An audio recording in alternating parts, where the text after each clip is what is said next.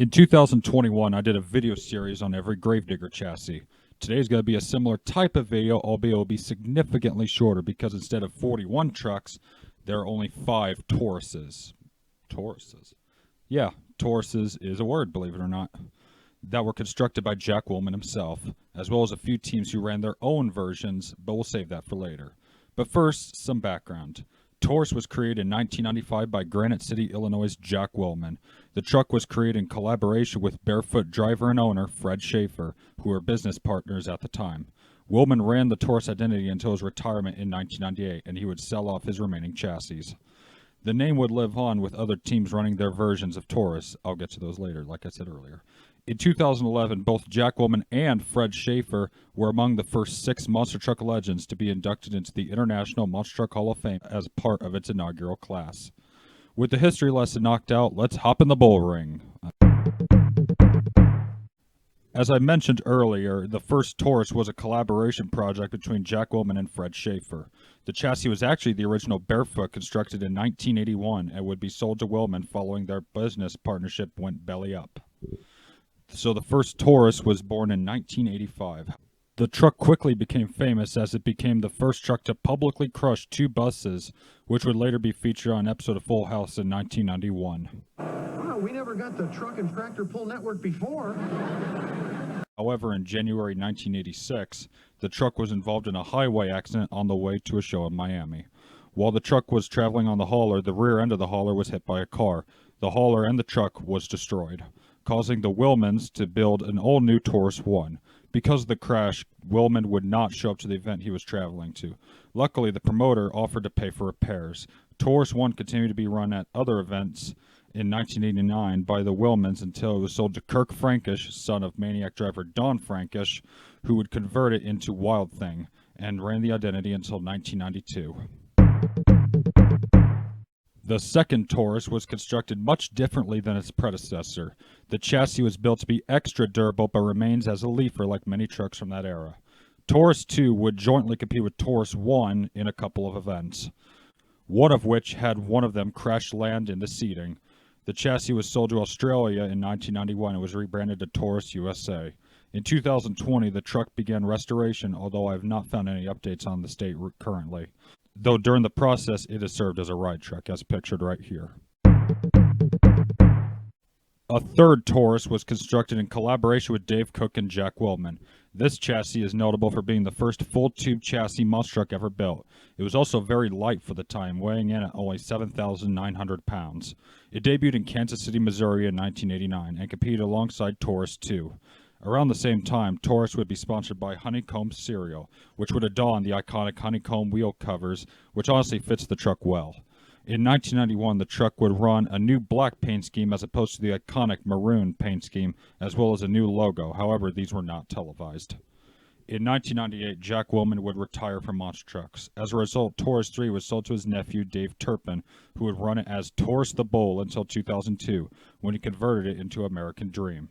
In 2005, the truck was sold to Michael Vaughters and converted into Weapon 1, and was later sold to the late Tim Mende and converted into the first Storm Damage, then turned to Hurricane Force when the new Storm Damage chassis was built.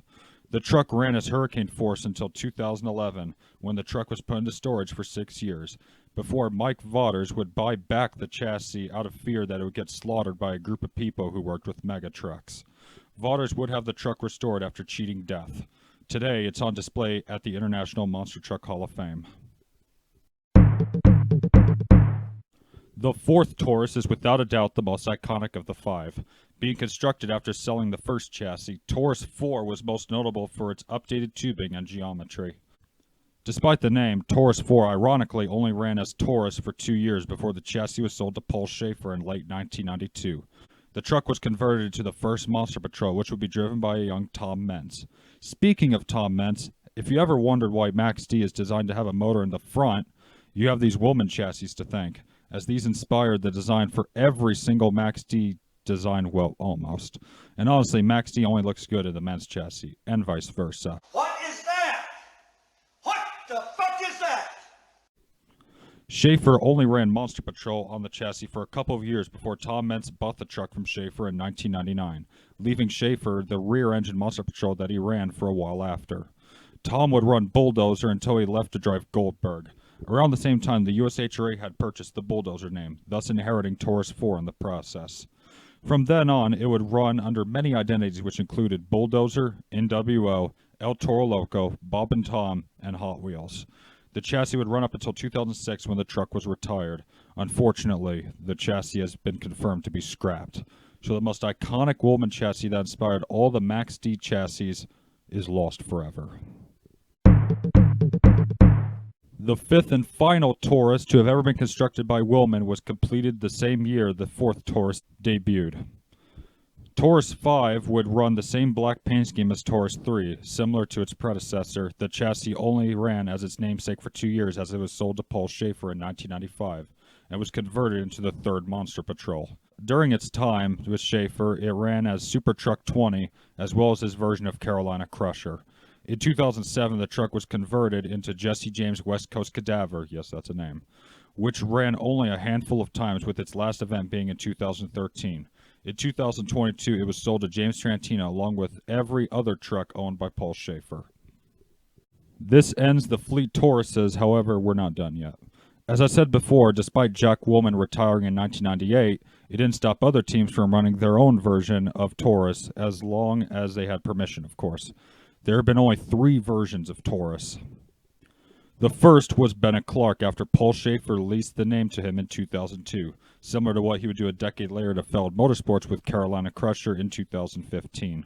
Clark ran the Taurus name for only 2 years before going back to running Clydesdale. The second was Chris Roy, who also had the name leased to him in 2003. The truck ran the name until 2005 when it was converted into Disturbed. The third is Michael Vaughters. After buying Taurus 3, Vaughters began running his own version of Taurus 2018 on the Higher Education chassis, running them interchangeably until switching to Iron Warrior. This version is the only active Taurus to this day.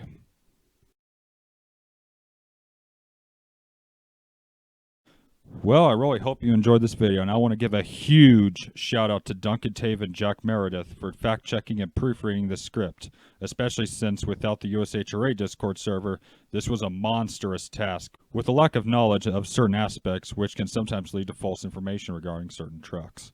So I want to give a huge shout out to those two for clearing some stuff up, and thank you guys for watching. Catch you on the flip side.